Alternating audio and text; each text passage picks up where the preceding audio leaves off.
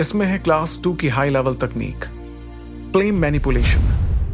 मैं जानता हूं कि तुम बिल्कुल सही कह रही हो इरा, और मैं तुम्हारे इस ऑफर के लिए दिल से तुम्हारा शुक्रगुजार हूं। लेकिन मैं फिलहाल के लिए क्लास 1 की तकनीक से काम चला लूंगा, और रही बात ताकतवर तकनीक की, तो वो मैं खुद के बल पर हासिल करके रहूंगा।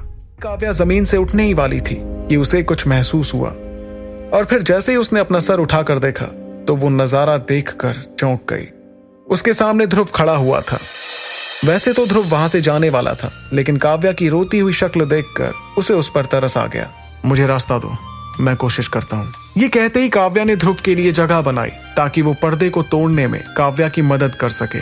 तभी खुद को पर्दे के सामने ले जाते हुए ध्रुव ने अपनी आंखें बंद की और एक गहरी सांस ली, जिसके बाद ध्रुव ने आंखें खोलकर अचानक अपना हाथ पर्दे की तरफ बढ़ाया और उस पर जोर से वार किया। ध्रुव का हाथ पड़ते ही वो मोटा पर्दा भी कड़कड़ाते हुए टूट गया। फिर काव्या से बिना कुछ कहे वो पलटकर इरा के पास चला गया, जो इस वक्त थोड़ी ही दूरी पर खड़ी थी। दूसरी ओर बड़े दरवाजे के पास अब एक टेबल रख दी गई थी, जहां कलम और एक मोटी सी किताब रखी हुई थी। एक बूढ़ा आदमी वहां बैठकर सारी खास तकनीकों का हिसाब बना रहा था। दरवाजे के उस पार से जो भी अपने साथ कोई तकनीक लाता, सीधे उस आदमी के पास जाकर साइन कर रहा था। यह हिसाब हर साल रखा जाता था ताकि दल की शक्तियों के बारे में दल के लीडर को बताया जा सके।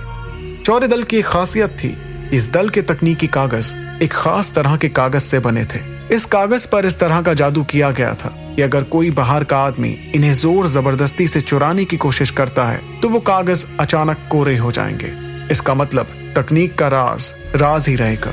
लेकिन अगर कोई बहुत ज्यादा ताकतवर हो और जादू का तोड़ भी जानता हो तो ये जादू किसी काम नहीं आएगा।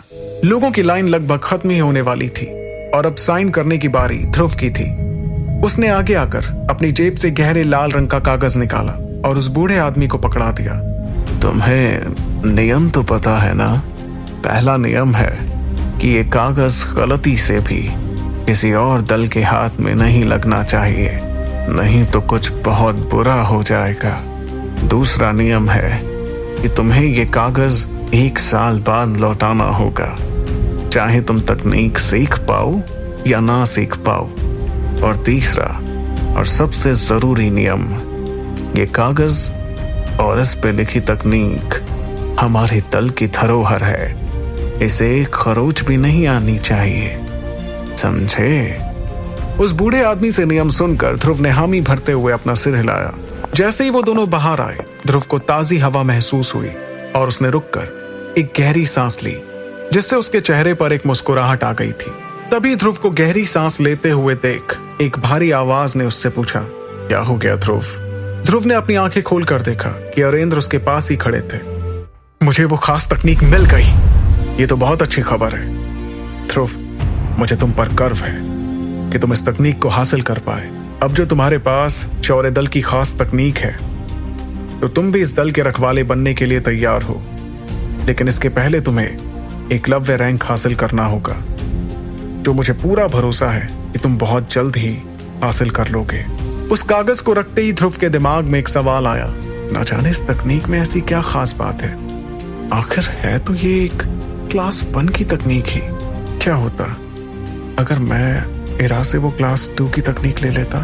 तभी उसकी अंगूठी के अंदर से विदुर ने कहा, फिक्र मत करो ध्रुव, कुछ क्लास 1 की खास तकनीकें ऐसी भी होती हैं जो क्लास 3 की तकनीकों से भी ताकतवर होती हैं, और इसीलिए वो खास होती हैं। तो क्या मुझे जो क्लास 1 की तकनीक मिली है वो क्लास 3 से ज्यादा ताकतवर है? यह तो वक्त ही बताएगा, लेकिन हम जरूर उम्मीद कर सकते हैं। उम्मीद?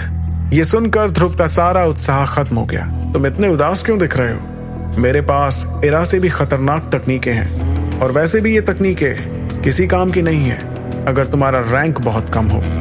इसलिए अपनी ट्रेनिंग जारी रखो और तकनीकों की फिक्र अपने दिमाग से निकाल दो। सही वक्त आने पर मैं खुद तुम्हें नई तकनीकें सिखा दूंगा।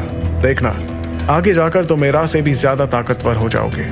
आखिर उसका परिवार। ये कहते ही विदुर ने अपनी जुबान पर लगाम लगाया ताकि इरा का राज गलती से खुल ना जाए। लेकिन ध्रुव ये सुनकर थोड़ा निराश हो गया था। खास तकनीक के पता लगाने के बाद ट्रेनिंग ग्राउंड पहले से ज्यादा खाली दिखने लगा था।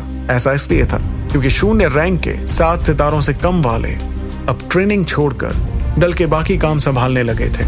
वहीं बाकी बचे लोग पूरी तरह से अपनी ट्रेनिंग पर ध्यान दे रहे थे। हर कोई यही चाहता था कि उसका रैंक जल्द से जल्द बढ़ता जाए। ये ध्रुव और इरा थे जो एक दूसरे के साथ प्रैक्टिस कर रहे थे। तभी इरा का हाथ ध्रुव के जबड़े पर लगा, जिसके झटके से वो 2 कदम पीछे हो गया। उसने अपने पैरों का इस्तेमाल करते हुए इरा पर हमला किया, जिससे जमीन पर जमी हुई धूल हवा में उड़ने लगी। ध्रुव को अपनी ओर तेजी से आता हुआ देख इरा के चेहरे पर एक मुस्कान आ गई, और जैसे ही उसने ध्रुव का हाथ अपनी ओर आते हुए देखा, उसने बचाव में अपना हाथ भी आगे बढ़ाया। तभी इरा ने देखा कि ये सिर्फ ध्रुव की एक चाल थी। ध्रुव ने इरा को धूल उड़ाकर कंफ्यूज कर दिया था, और असलियत में वो तेजी से आकर इरा से कुछ आधे फुट की दूरी पर रुक गया था, जिसे इरा ने हमला समझकर अपना हाथ तो उठाया, लेकिन वो ध्रुव को छू भी नहीं पाई। इस चाल को देखकर वो इम्प्रेस हो गई थी। उसे समझ आ गया था कि ध्रुव अपनी तेजी के साथ अब खेलने लगा था। लेकिन जैसे इरा को लगा कि लड़ाई खत्म थी, ध्रुव ने अपना हाथ उठाते हुए इरा की तरफ छलांग मारते हुए कहा, ऑक्टेन ब्लास्ट! आगे की कहानी जानने के लिए देखिए अगला एपिसोड सिर्फ पॉकेट एफएम के यूट्यूब चैनल पर, और सुपर योद्धा के सारे एपिसोड्स को सुनने के लिए डिस्क्रिप्शन में दी लिंक से डाउनलोड करें पॉकेट एफएम ऐप।